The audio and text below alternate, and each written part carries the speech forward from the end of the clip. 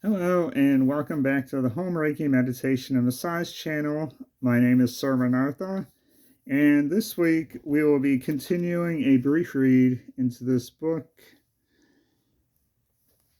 How to Clear Your Home of Ghosts and Spirits. Currently, I'm on the chapter of using uh, certain items or objects to help cleanse your home and protect it from negative energies, entities, and supernatural beings. It started off with let's see, um, all right, I got to backtrack a few pages. Okay, well, let's see, talk to the ghosts. Well, okay, we're on, how to communicate with the ghosts. So if you feel you have a supernatural presence in your home, a lot of people freak out. That's natural because it's common to be afraid of what is not known. And if you have a ghost, you don't know who or what it is, but you have to remember that ghosts are basically extensions of us. They were people at one time, and like people, they have feelings, they have strengths, they have weaknesses, and they probably just want to connect and communicate. So, you could talk to the ghost when you see something going on in your house. You could just talk out loud, speak firmly, confidently, without any fear, and just ask, "Who are you? What are you doing here?" And try to establish an open connection dialogue to let the ghost that you are aware of it. And the other chapter deals with automatic writing. Now, automatic writing I tend to stay away from. That's a free form flow of communication where you're sitting and you're allowing yourself to be an open conduit for the ghost to speak through you while you hold a pen and just let the pen do its own writing. I have experienced other people doing that in the past, and if you don't know what you're doing, you don't know how to release the ghost, you can give it more control than what's needed. So you just got to be careful when doing stuff like that because you don't know. It might be finding a home and want to stay there. So it's just for a method of communication. You have to set clear, precise boundaries and know when to stop.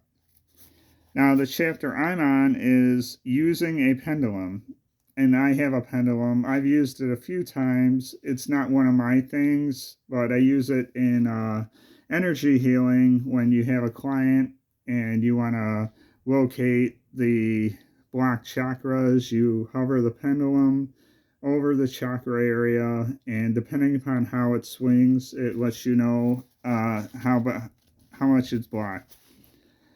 So, a really great way to communicate with spirits is through the use of a pendulum. You can make your own pendulum by using a necklace that has a chain and a charm that is rather weighty, or you can simply use a string and put something on the string that has some heft to it.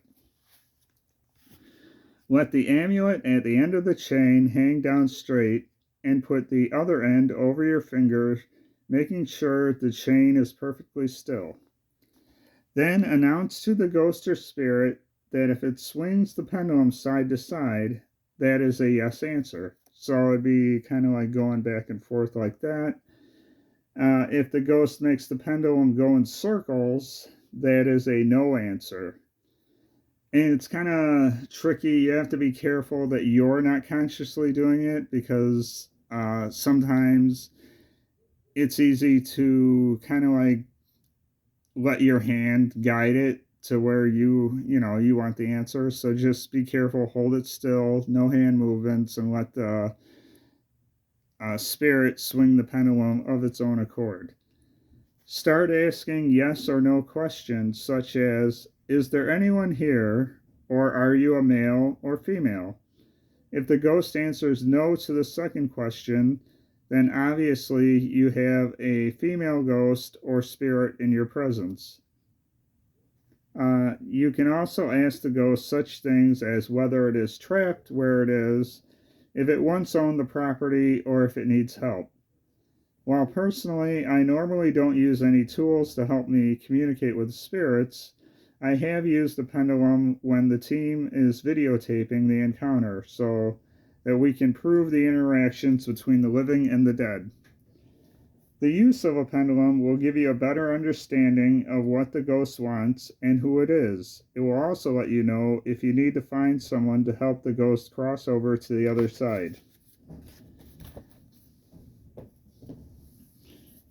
Okay, that is the brief chapter today about using a pendulum to contact with spirits. Once again, I caution, if you're not comfortable with one, don't use it. And if you do use it, try to get informed and understand the use of it, and just, ask yes or no questions. Be confident in your abilities to use it. And it's okay if you're not familiar or you're not comfortable. You can always get a trained person, like a paranormal investigator or somebody that uses a pendulum and readings and stuff like that, energy healings. So there's no shame in asking for help.